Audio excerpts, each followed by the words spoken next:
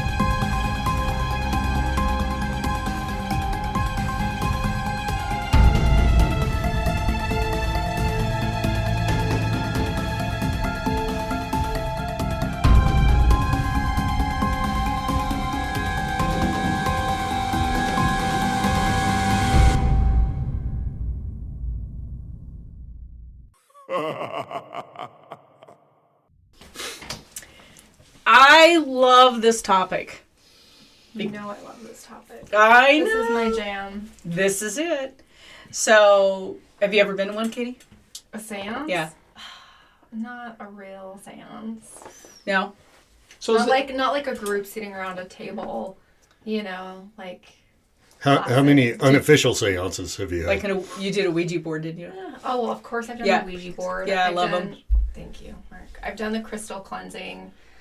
Dead uncle showed up. It was great. Scared the cat. Everything was fine. Stuff like that. Tim? Casual stuff. I've tried, but I've never...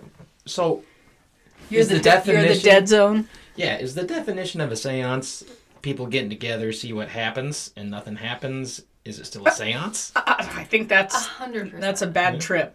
That's a bad trip. Say. Well, then, yeah, we've done that. No, I don't know. I think a good medium can connect every time with a spirit, but it may not be the spirit you want.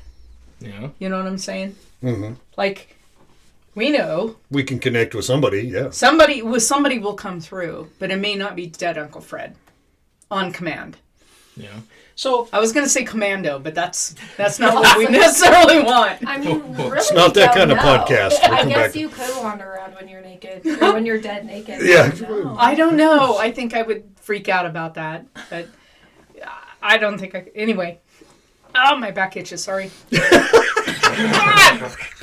it has to do with those clothes things we were talking about. Yeah. I know, right? So, I had a mother who did seances kind of for a living. And I love her so much. Yeah, she wouldn't let me go for a long time. She wouldn't let me witness them because she thought it would freak me out. Oh, God, it was so cool and interesting. Yeah. See, everyone I've gone to, so I've been to exactly 1.5 seances. What does that mean? How did you get half a seance? Yeah. Well, they were just doing like generally stupid questions. Oh, okay. Like, have you ever known a woman in your life? Yeah. Okay. Yes, I have. Is she dead? Sure, working on it. And it was just... And finally, I just kind of stood up and said, have a great day. Yeah. It was hokey. It was so bad. Do you know anybody with an A in their name? Yep. No. It was just... Yeah, that's sideshow carnival BS. That's the issue with seances. Is I think that has been the single area that has created more distrust in the paranormal. Yes, I than agree. any other thing. It's the one area that has created more charlatans, fakes, phonies. People just. So in the one other one that I went yeah. to, so the full one, not the half one. Okay. The one where you. The one you walked stayed out. for. Uh-huh. Good. She just stared at me the whole time and basically said, you have a weird aura about you and nothing's coming. And I was like, Oh. and like, there's like 6 of us. And- It's like, me? And she still took your money. Sure did. Yeah. Sure did. Sure See, did. I have that same problem because nothing happens when I'm around either. Well, it's because you scare the hell out of Yeah. the dead. I mean, that's a little different, okay? So, seances are kind of an interesting thing because usually a medium is trying to channel the spirit, right? Is to have a spirit come through. My mom didn't channel that, I remember, though. It was more like a medium reading. Like if you've ever gone to a medium reading, right? They're telling you about things that they can't possibly know. And you're always like, fuck, how do they know that, right? That was more her jam. It wasn't like her eyes would roll back in her head and all of a sudden dead Uncle Fred voice and the whole 9 yards. She wouldn't do that. So I don't know. How do you distinguish what she did with a seance like that? Or was that what she did was just a group reading? I don't know. Because she didn't. Well, and isn't that the difference? Isn't a seance supposed to be channeled for someone in particular? Traditionally, yeah. Well, she could get dead Uncle Fred to come through. Yeah. I mean, she would literally reach out spiritually and see if that person would come in. Yeah. But the whole, like, voice inflection didn't change. She was just saying, you know, like, let's say, like Mark and your significant other, you have, like, a code phrase you're going to say when one of you dies first. Definitely meatloaf. Meatloaf, right. So, but, like, my mom and I had something in it, yeah, she did. So anyway, so she could come up with that information. Mm-hmm. And she would, you know, well, so-and-so says meatloaf. Well, isn't that channeling? Or is that... Because that's not necessarily a reading, right? That's more channeling. That is channeling. I would think that would be a clear definition of channeling. I would think so too, but she never had like the levitation. She never had the voice inflection. She never had the eyes rolled back in her head. It was just like she wasn't not present anymore, and she was telling people what was going on. And I honestly think that other stuff is charlatan type stuff. Yeah. Well, it is. The more show or production involved, the more it's probably not real. Yeah, and like when we were talking with Carrie about ectoplasm, she was like, yeah, don't know. No, I had actually never heard the word until Ghostbusters. Yeah. You know what I mean? Slimer. I know, the Slimer. So, the core of the practice of holding a seance is two beliefs, right? First, that there exists a spiritual world, because if there has to be for this to happen, or an afterlife. And second, that it's possible to contact the spirits through a medium. They also call the mediumship necromancy. And I never thought of it as that, because that's kind of creepy. I thought that necromancy was actually more in control of... Control of the dead. Yeah. Right. Wouldn't you think, Mark? Yes. Yeah, I thought that was weird. That's generally... Yeah, necromancy is a kind of a totally different... So, newworldencyclopedia.com, get your facts straight. Yes. That's a podcast unto itself there. We'll come back to that one. Oh, that's going to be a good one when Mark's here. I think a seance is... You have a fly in your whiskey. I know. I already saw it and it broke my heart. Oh my God, I'm sorry. I digress. I'm literally so got sad. so derailed when I saw him.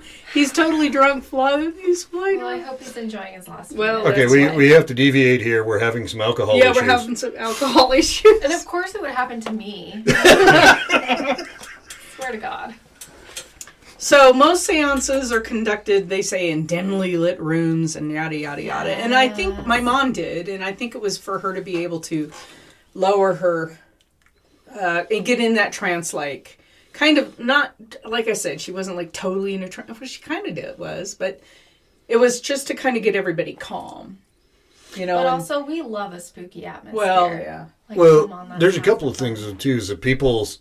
Especially if in a low light or dark situation, people's other abilities become stronger. Oh, that's true. So even people who have abilities to communicate, they do much better in a dark environment. Right. Or a darker environment. You know, maybe not, but not. And so some people think that channeling is a form of possession, and it's totally not. Depends on how you do it. Well, possession is... You're not asking for that. Yeah, that is... most of the time. Not consensual. Most of the time it's non-consensual. Most of the time. Now, however, it can be consensual if the medium or the person conducting allows the spirit that they're talking to enter them. Sometimes they do that. We do not recommend that. Yeah. for any situation, but a lot of seances throughout history, a lot of seances have either been like that or they claimed they were like that. So if the medium, the person running the meeting, allows the entity spirit to enter them, that's a possession. So just in my head, the opposite of possession is the necromancy. Yes, no? I see what I don't you're know if I'd saying. say I don't it know. opposite, Yeah. because it's kind of like a totally different. I wouldn't even put them in the same realm or category of. So necromancy is control of the dead. Instead of Possession the dead is the controlling dead you. controlling the living. Or, possession is using me the living. allowing a spirit to are come they in and using take the over my dead? physical body. I don't. See Oh, the I see what you're connection saying. But I always thought almost like necromancy was a form of controlling, making a zombie, kind of that you're animating. Is that not right? It's fairly close, but then you're using the dead to carry out your will Your or to will. achieve a goal. Yeah. Yeah. So necromancy would be more like giving them orders, directions, requests. Yeah. Hey, can you go do this for me? Yeah. And, Today at 5:00. yeah. Yeah, right? Don't be late. So that's kind of a different thing. Whereas anytime a spirit or entity enters a physical body, that's the definition of a possession. Yeah. And sometimes it's voluntarily, because the person owning the body will voluntarily allow the entity in, and sometimes not so much, but Quick lease. then that's when I get a phone call. Yeah, but What happened on your seance? Which one? which one? Ooh, tell us a story. A story. Okay. I think the first time that I was like, oh shit, there was a real life dead person confirmed there. I was getting a crystal cleansing, not with the intent to conjure up any spirits, but there I was. And this lady had a cat, and the cat was on the table next to me. And I was doing this crystal cleansing. You go into like a trance-like state, whatever. And all of a sudden, I just felt like somebody else was in the room. So I was kind of distracted. I was kind of like, did somebody walk in? Like, that's kind of unprofessional. Like, get out. And she had asked, she's like, are you okay? And I was like, well, yeah. I was like, is somebody else in here? Like, I thought these were private sessions. And she's like, no, it's just us. And I just had this visual of a man sitting in the chair in the corner with like a plaid shirt. He had like a comb over. And I was just getting this like name and like a situation from him, and it was super bizarre. And I was like, well, maybe this is just something that's pulling up from my past, because I'm kind of, doing like hypnosis, meditation, whatever.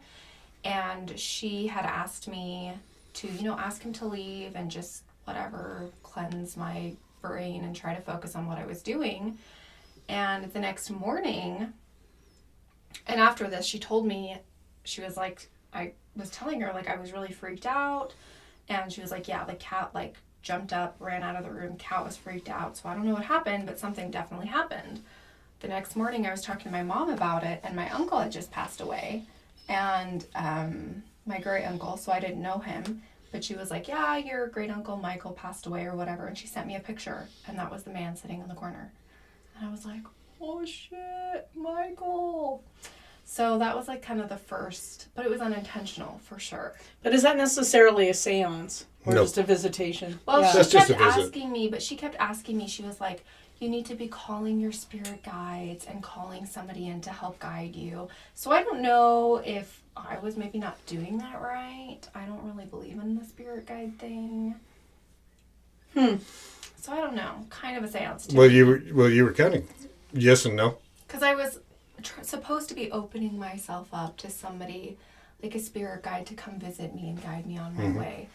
And Dead Michael decided to show up. So, I mean, I guess that's what I would expect from a seance and a medium. You know what I'm saying? Maybe. Uncle Fred funner to say. What? Dead Uncle Dead Fred's Uncle Fred Dead is Uncle funner to Fred. say. Yeah. True. I know, when you said Michael, now I'm back to the whole guardian angel thing. So. Yeah, but Oh, my God. when you also, I think that was just a timing issue because it sounded like you Yeah. were like projecting, and a family member. Came through. There's a strong Yeah, I don't Yeah. know. family connection there. I guess. It was probably he's probably just Well, trying to 'cause come the- in and let you know, maybe tell you something, give you a message to pass on, whatever. The Could medium happen. wasn't actually in control and communicating with. No, but the lady that was doing the crystal cleansing is a medium. And she It- does lead seances. So I was like, girl, what are you doing? I'm just here. I wonder if like, it was Carrie. No. Well, if she was good, she should have known what was going on. Oh, too bad this was a podcast. You should have seen the face. Was there Well, if you ectoplasm? were any good. I did feel there was a little hokey thing because you know when people are like, if you are like experiencing something and they're like, okay, just imagine a force field. Okay, it's all done. It's all better, and you're like, that's. But it's how not that better. works. No, that's not it's, how it's, it it's works. kind of That not was better. kind No. of the impression, and he showed up afterward and stuff. So I Oh, was that's like, interesting. girl, Okay, so it what wasn't the- Carrie. I know that. Because No. Carrie wouldn't do that. No. So let's talk about the Fox sisters. Have you guys ever heard of them? Yes. Yes. You know what they remind me of? Hmm. Did you guys ever watch that movie based on a true story about those girls that took the pictures of the fairies? Oh, And yeah. like the Cottingley Yeah, fairies? yeah. That's who these sisters reminded me of. And it happened at about the same time. Yeah, So I'm like, 1848. I wonder if they bounced off of Maybe. each other. So two sisters that lived in Hydesville, New York. Again, with the New York thing, we were just talking about abductions in New York. Yeah. Claim to have made contact with the spirit of a murdered peddler, and thus the spiritualist movement had begun. Didn't realize that was the spiritual movement. That was the kickoff, That huh? was I must have missed that memo. Okay. There were two girls named Maggie, aged 15, and Kate, aged 11. They were raised in a devout Methodist and lived with their parents in a small home.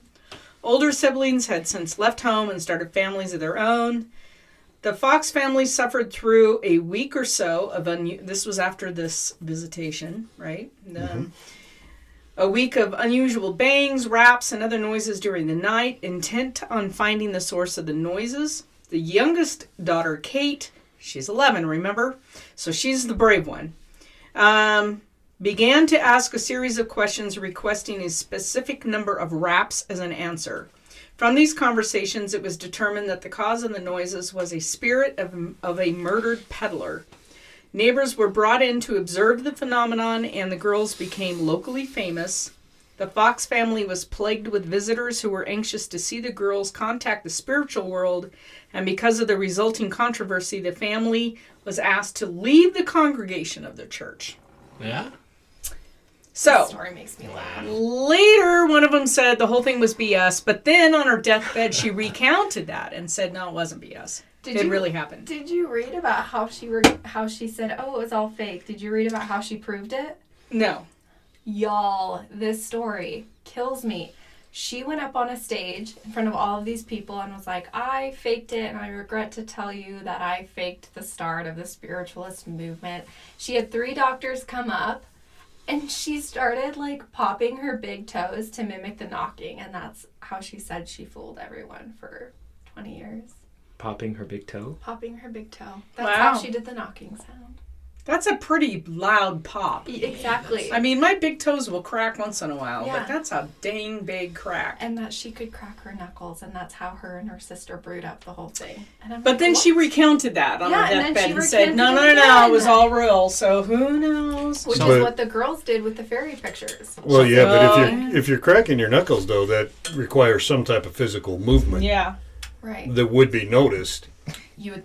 So the spiritualist movement spread, and by 1852, groups were in every major American city in England and in Europe, right? So, I'm more impressed by the fact they got kicked out of the church by telling this story. That well, yeah, you know. Especially the Methodists. Yeah. They do be wild in. Yeah, you can do some crazy things as a Methodist. Yeah.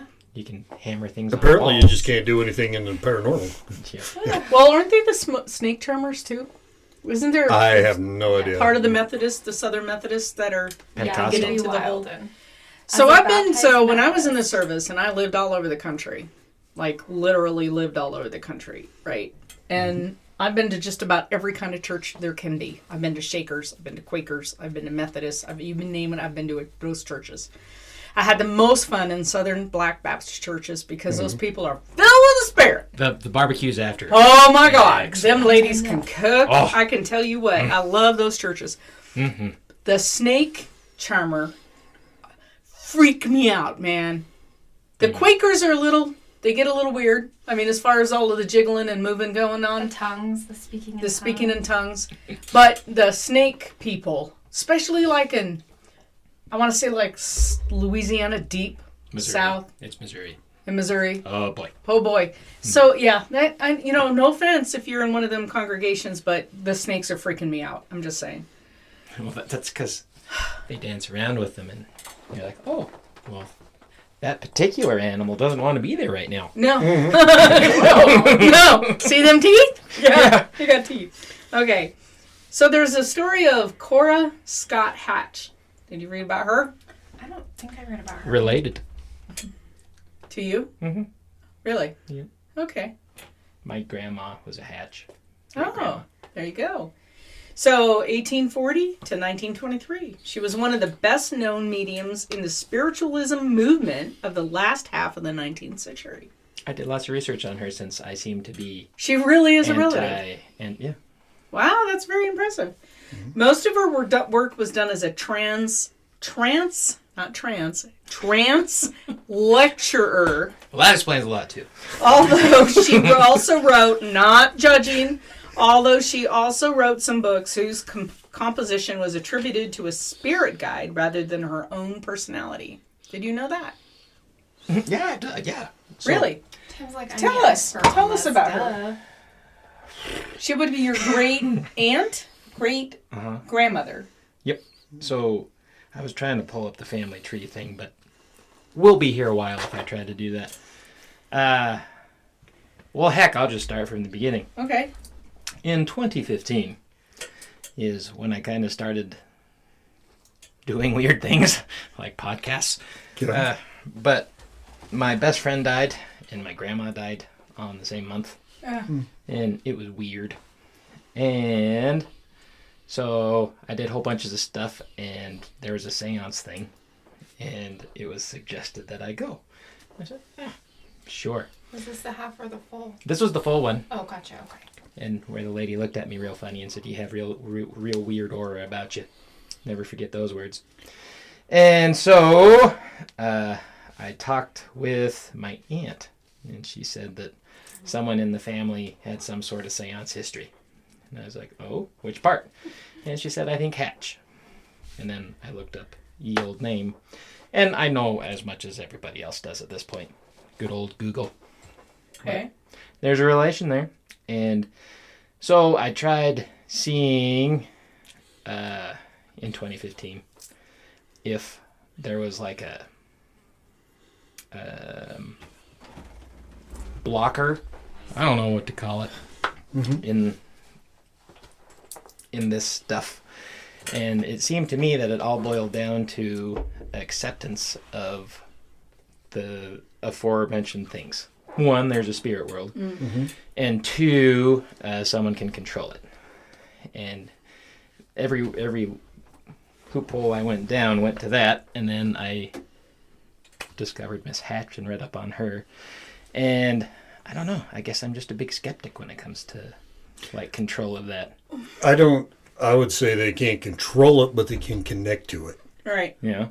I would push back on the word control it. Okay. But I think they can connect to it. Yeah. So that's when I kind of went full bore into the paranormal stuff and started looking in lots of things. And all of a sudden there was so many more questions that I had than answers. And if anybody knows me, that's not good because I generally find answers. And so that being said, you could say us being here in this room right now is attributed to that lady. Interesting. Dun, dun, dun. Well, in 1852, after her family moved to Waterloo, Wisconsin, Cora first exhibited her ability to fall into a trance and write messages and speak in ways very unlike herself. This is what was a little weird because her parents soon to begin to exhibit her to the surrounding country. So, wow, stage parents clear yeah, back in stage parents 1800s. in 1800s. So yeah, Worst. but I guess you're doing anything you can to make money. But so I mean, you got to survive back then. So she became a part of a network of trance lecturers. So she would fall into a trance and speak. So I guess that's how she got her that name. In 1854, she moved to Buffalo, New York, and became well known among the most important spiritualists in the country. By the age of 15, she was making public appearances in which she spoke with supernatural eloquence on almost any topic put forward by the audience, all while claiming to be in a trance. So she was pretty much an authority on really, they say, esoteric subjects. Like you could give her any subject, and she could go into a trance and then just speak about it in terms that there's no way a 15-year-old would know. Not somebody who probably wasn't a PhD or something. So I thought that was pretty interesting. Trance lecturer, I've never heard of that before, but it's pretty phenomenal. But that's called automatic writing also. And so, and when you're writing... Well, when you're writing, yeah. When something else, because she would write as well. Okay. And so that is something that my dad did. In a story about my dad, we grew up in the Mother Lode, Northern California, so gold mines everywhere. And on his property, he was clearing some pine trees, very heavily forested, so he could see Mount Lassen better from his living room window because we had a pretty clear shot, but there was a couple of trees in the way. When he had those big, huge trees cut down and the stumps removed, they found a bunch of like mining artifacts. And he thought, well, this is cool. So he started kind of puttering around and digging some more and digging some more and digging some more. And he kept finding all this stuff to suggest there had been a cabin on his property. But there's no running water on his property. So it's kind of interesting there was a cabin up there. He's sitting on one of these. He built this little outbuilding to put all of these little artifacts in. It looked like a little like garden shed. And he would sit there with a sketch pad, and he was a cartoonist and an artist. And one day he's gotten real drowsy, and he'd never done automatic writing. But he was real drowsy, and it was sunny and springtime, and all of a sudden he just kind of nodded off, and when he woke up, a date and a name was on the paper. And he thought, well, that's weird. What? So his friend suggested to him that he go down to the gold assay office, because we still have one, and ask if there were any gold claims with that name on it at all on his property. And it was there. So he then began to think that all of these artifacts came from this man's little cabin. I thought that it was really interesting. So he channeled somebody in a trance-like state. But he thought he also was wasn't asleep. Trying either. No, he was not trying. And since then, he had done some automatic writing here and there, but nothing like that. It was pretty phenomenal. Everybody probably in this room has heard of Edgar Cayce. Right? Yes. An American mysticist who allegedly possessed the ability to answer questions on subjects as varied as healing, reincarnation, wars, Atlantis, future events, all while in a trance. So these answers came to be known as life readings of the entity. I guess that's what he coined it as. And were usually delivered to individuals while Cayce was hypnotized. So that's interesting because he was not necessarily doing it. He had to be hypnotized to do it. I thought that was kind of interesting. That's different. A lot of interesting stories around Edgar Cayce. Really? Well, one of the ones I remember is that people would always write into him, with whatever medical ailment they have. And he would get back in touch with them. And I can't remember if he mailed it or if he was on the phone. I can't remember what years Cayce was working, but somebody wrote him in and says, I'm having this ailment. And Edgar Cayce says, okay, take this from your pharmacist. And they wrote back and they said, well, my pharmacist doesn't have that. Or there was some type of ongoing conversation. Edgar Casey then went into a trance and he says, yes, he does. Tell your pharmacist to go into the back room, shelf on the left, third shelf from the bottom, back corner. It's hidden behind another bottle. Oh, wow. That's pretty specific. Yeah, and so there's a ton of stories about that from Edgar That's Casey. almost like astral I mean, projection. he would like get remote it viewing. that. Remote viewing. Yeah, That and still freaks me out. I can't hang with that. he did a lot of remote viewing. Yeah, Holy moly. another story that I mentioned before from Edgar Casey. I think he was in the Chicago area. He was in Chicago and waiting for an elevator, and the elevator door opened, and he was like, "No, I'll take the next one." And he said there was something really weird about that elevator, and at the time he couldn't place it.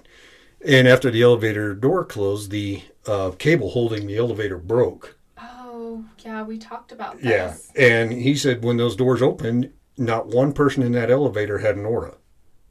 Oh. And he Yeah, could see we were auras. talking And about at the that. time, he could not specifically identify it. But he But he said knew there there was was something something wrong here, yeah. That's the stuff that my mom did constantly. But then she could with very real specifics say, this is going to happen tomorrow, you know. But that's just bananas that people can do that. Yeah, Edgar Casey got some really interesting stories around him. That remote viewing aspect is just bananas. It's bananas. I mean, everything comes back to astral projection, remote viewing, aliens. I mean, it's just... It's all somehow connected. It is, definitely.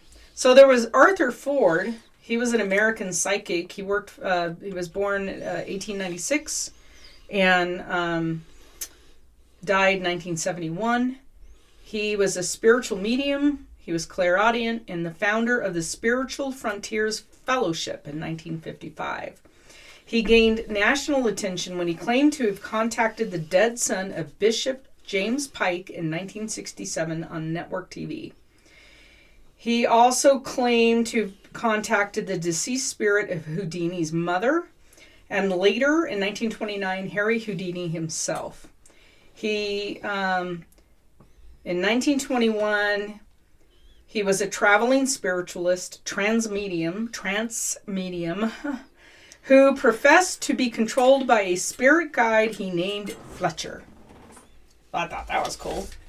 It's interesting that he says that he made contact with Houdini when Houdini was a huge skeptic and debunked like 90% of seance. Yeah, he did. Seances Houdini didn't through- believe any of this, and actually, Houdini was really pissed off at him. Oh, yeah. Really mad at him for quite a long time. He's like, you did not contact my mother, and all of this is bunkus and blah, blah, blah. Yeah. So it's kind of interesting because there is that. Is that the one that made Houdini hate everything in the paranormal? No, Houdini hated way before that. Yeah. Because he Okay. debunked... Yeah, he debunked in... what is her name? You know, the lady that claimed to do all of... The wife of the Boston neurosurgeon. Oh. Do you know who I'm talking about? But I know Yes. Houdini went into a meeting one time and got so offended by the answers he was getting. Right. that You know how he feels. Yeah. Oh, I hate when that happens. It's like I can relate, yes. Yeah. And But he got so prevented offended that he her- just, from that point on, hated the Kind of. entire Yeah. system. Yeah, he prevented her, Crandon, from winning the Scientific American Prize. Yeah. Yeah, in 1885. So yeah, way before that. Oh, Tim is showing his. There's the hatches on his family tree. That's intense. Well, so I don't know. After Harry died, Houdini died, then his wife began attending seances conducted by Ford. Oh my gosh, what a traitor! I did not know that. Yeah, and so Sir Arthur Conan Doyle believed in Ford and said it was the most amazing thing you've ever seen in your life. He was really into the fairy girls too. Oh, yeah. He was big into the mystical shit. So, That's going to be an awesome bumper sticker. Really into the mystical. Into the mystic. Oh my gosh, I need that that's a one. good, I'm really into the dating mystical profile shit. Yeah. bio. So when he said he contacted Houdini himself, he relayed a full text of a secret message Houdini proposed to convey to Bess after his death. So that meatloaf phrase, right? Mm-hmm. So when I die, I'm going to come back to you and say meatloaf, right? Okay. So he allegedly did that, and Houdini said it was part of the text that Harry said that he was going to say to her. So a letter or a poem or something. So that's kind of interesting. Anyway, I don't know. There's a guy. This is kind of interesting.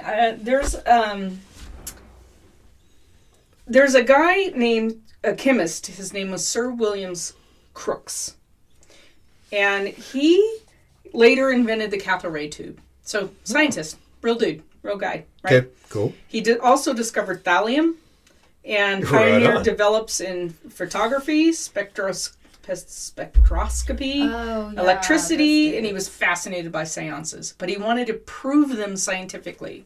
So he set up a whole series of experiments with a medium named Daniel Home, so Scottish-born Home moved to the United States at a young age, blah, blah, blah. And he would perform seances in good light, so not this dim stuff with gauze all around and levitating tables. I got to back up here because that scientist who was working in a lot of things in, I guess, electricity and lighting and everything, and Valium. Okay, there's a story here. Right. Did he like seances before or after? Yeah, Valium. Yeah, the eye twitch that he had going on. There's some things here we're missing in this story. That's all I'm saying. So Crookes also investigated Florence Cook, a young English medium who would materialize a spirit guide named Katie King. So this was really interesting. So this medium would materialize a female during the medium readings. Like this chick would appear. Yeah. He's got to teach me how he does that. I know. Well, so he authenticated this. He's like, this is real. This is really happening through a series of scientific experiments, and you can read about them. It's really kind of interesting. She was, let's see. So, like, they authenticated They her? authenticated the fact that it wasn't a real human. Oh. Like, this medium would go into such a trance state that she could project this female form somewhere else in a room or in the house or something like that, who would then begin speaking or presenting all this information. But the chick was not a human. Right. She was an energy manifestation of this medium's deep trance. So I don't know. So they did this thing called. It's kind of interesting if you want me to get into this, but anyway, so she would materialize a spirit guide named Katie King. Crookes devised a number of experiments for Cook, the medium, including an electrical apparatus to indicate if she left her seat while confined in a spirit cabinet. So they basically made a cabinet for her to sit in. And they had a cathode ray tube. They had all this shit connected to her. So if she left her seat, it's going to tell them. It's going to light up. It's going to do something, right? Yeah. So if she was like escaping through a hatch and then materializing as someone that looks like her but a little bit different, they're going to know because they had her with electrodes. They had all this stuff hooked up to her. So she couldn't really leave the box. How'd they prove that Katie King wasn't a human, though? Okay, so you might as well dive right in because we have questions that need answered. Because I'm going to tear this apart when you're done. But anyway, go ahead. Here we go. Yeah. I was like, oh boy, here comes Houdini. Because is there a test already there? Because I'm very interested in definitions. You know, and if there's already a blueprint. We need I wish I would have this. printed all of this, but there were. What was her name? Florence Cook. Florence Cook. So people said it was Florence Cook the whole time. Yeah. But the woman who presented herself was like 15, 20 years older. I mean, it was like not I don't know if they like ran their hand through her and she was see-through, or I don't know, but she never left the cabinet. She never left the cabinet. Okay, so Florence was a medium. Uh-huh. And she could contact or make contact with the spirit world. Right. And she could get a female spirit to present herself so powerfully that other people in the room could actually see her. Yeah, allegedly. Yeah. So I don't know. This sounds to me like the stuff of Houdini, but anyway, you know what I'm saying? It's just kind of like this is charlatan trickster stuff. I think it was really interesting that he developed all these. There were, I didn't print it all out, but anyway, I remember them saying that he had like a cathode ray tube, which will light up, right? If you have something that's conducting electricity, the cathode ray tube will light up, because we've all done that in science class, and it's a lot of fun until your partner in your science class blows himself through the curtain of the lab. That was fun too. Well, Anyway. that's when it really gets If it's your partner. Well, he held onto the cathode ray tube, and then he put a paper clip into the plug on the science table to see if it would light up. And I will never forget, we had a curtain, it was a trailer, and there was a curtain dividing the science class, and he's a friend of mine on Facebook, and if you were listening to this, so help me God. And there's science, the science trailer and the math trailer, and I will never forget there was a curtain. We were sitting in the back row, and he blew himself through that curtain. The cathode ray tube shattered. This is what we call a pilot error. That's what that was. I mean, it's like, you dipshit. But anyway. Fantastic. Anyway. And yes, it did light up. It did lit up. It lit up, and then it shattered as he went flying backwards out of his metal chair he was sitting in. God. Anywho, I will never forget that. No, The look of shock on everybody in the math class, and the look of absolute disdain from the science teacher. Like, God, there are just some brain cells you don't have, kid. And that's why teachers drink. So true. So anyway, apparently he had this. So she was if she's sitting in the box, I think the cathode ray tube would be staying lit because she's in the box, and he had wires coming into the box and wires, electrodes attached to her, and then wires coming out to the cathode ray tube. Well, if she dismantled all that and escaped through some kind of hatch, then the tube would cease to light up, or something to that effect. That was his experiment of the day, was to try to... But then somebody else could have come in through the hatch and grabbed it, and she could have unlocked... There's ways around that. You could have gotten around it. Well, yeah, but then again, the ways around it require work and physical movement. And this is a house full of people watching this whole thing. And this was her first time in the box, so she wasn't familiar with it. Right, so she didn't know who else would have helped her. So anyway, he tried to show that this gal was real and seances are authentic. But there's, like you talked about, Mark, there's just so much fraud in seances. And it created such a doubt in the spiritualist movement all the way around. Mm-hmm. And that doubt is still here. That doubt is still here. And we fight it all the time. And I'm not here to prove or disprove paranormal stuff to anybody. Because I don't care if you don't believe or not. The people who are usually the people who call us the most afraid are the people who never believed in it, and it all of a sudden it's happening to them. Yeah. Then all of a sudden, Dad and Uncle Fred slamming doors in their house, and they're like, "Holy crap!" That's a whole existential crisis then. Well, yeah. Well, yeah. Well, there's a couple of things with that, and I've noticed the people who, if you've never had any experiences at all, then you don't believe in it, and that's fine. Okay, I'm cool with that. I've also noticed there's a group of people who have had an experience, and it's easier for them to deny it all than to try to explain what they went through. Mm-hmm. Mm-hmm. Yeah. And so they just say none of it's real. Right. And they will even, because then that's the only way they can deal with what they experience. Yeah. And I don't know if you guys know, but the White House has had A long history. Mary Todd. Yeah, talk about her, Katie. Love her. We could do a couple of episodes on the White House, yeah. Yes, Mary Todd.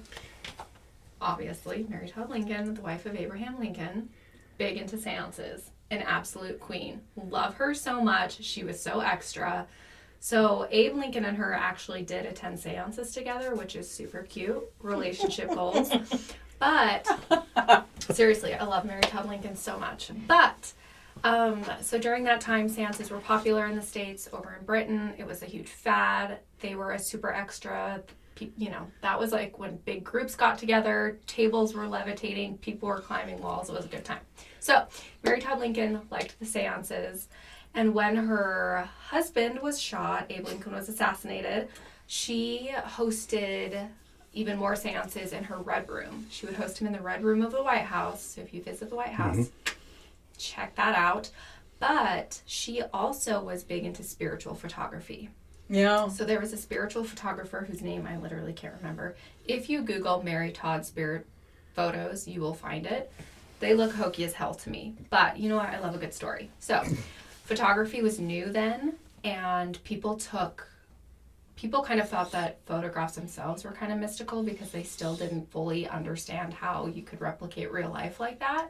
So photo hacks were also easy to create.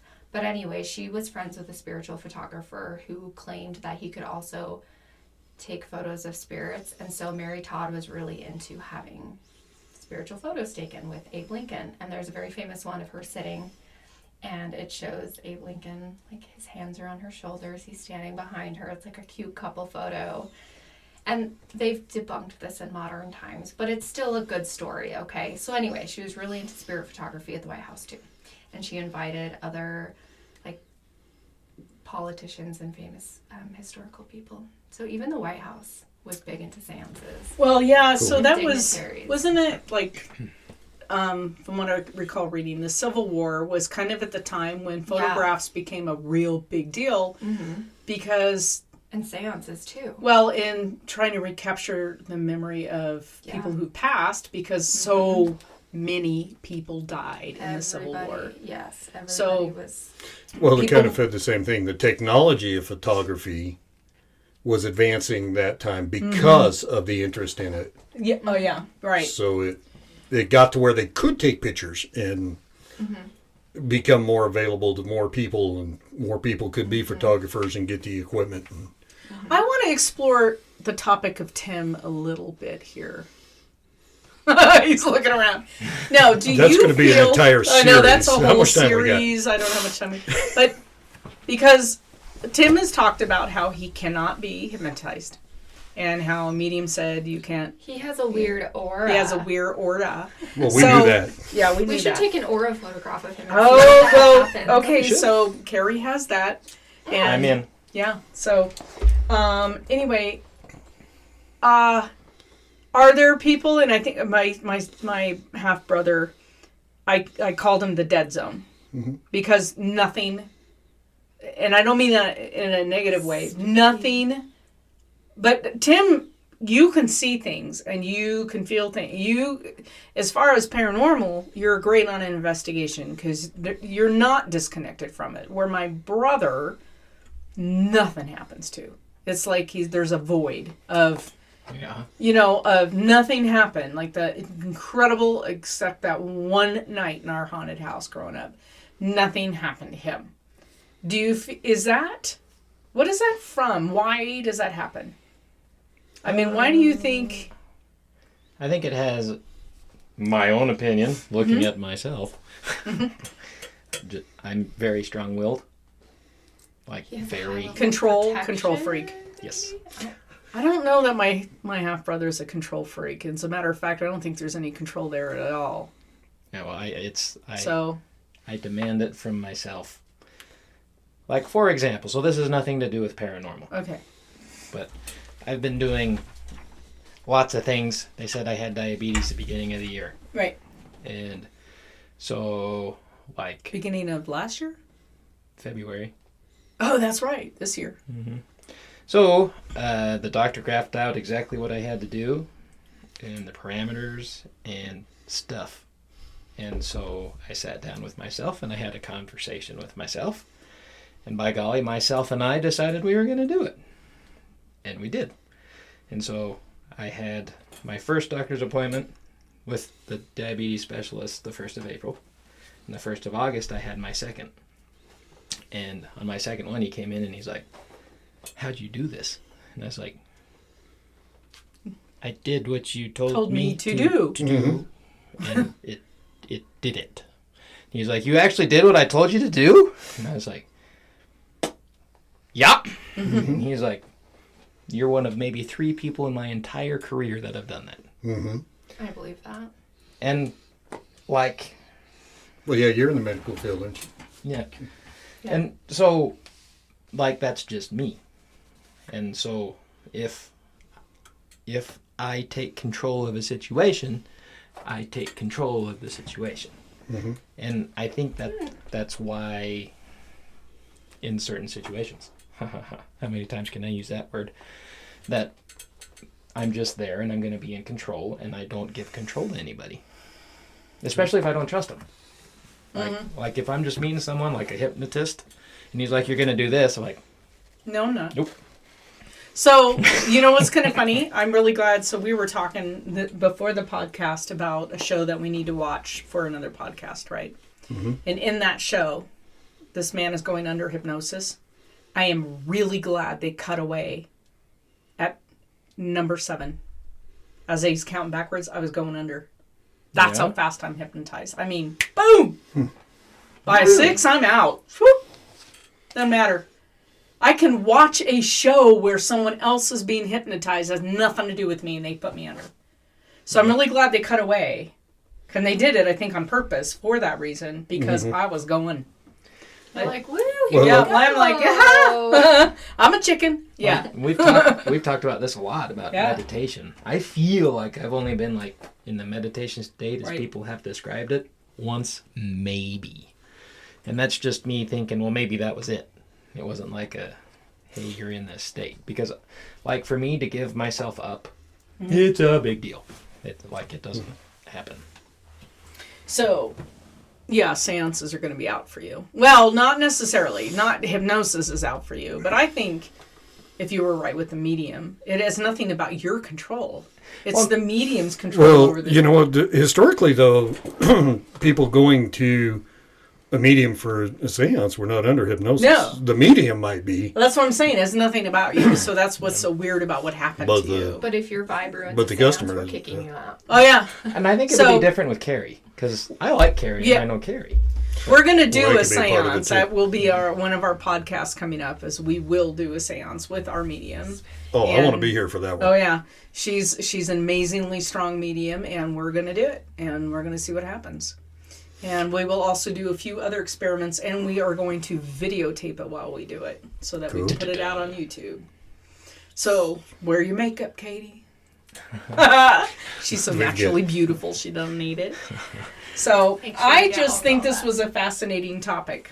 It is a fascinating topic. And one more thing, real quickly, historically, seances kind of combine a lot of things we're talking about, because people who have lost somebody close to them, Mary Todd Lincoln, Bless her. yeah, Love after Abe died, but historically, that was the reason for a seance. Well, yeah, Somebody right. lost somebody close to them, and they wanted to communicate with them again. So they would go to a medium. And then also when they started this, as we mentioned, this created a whole world of fake, because the mediums would be in this very dark room.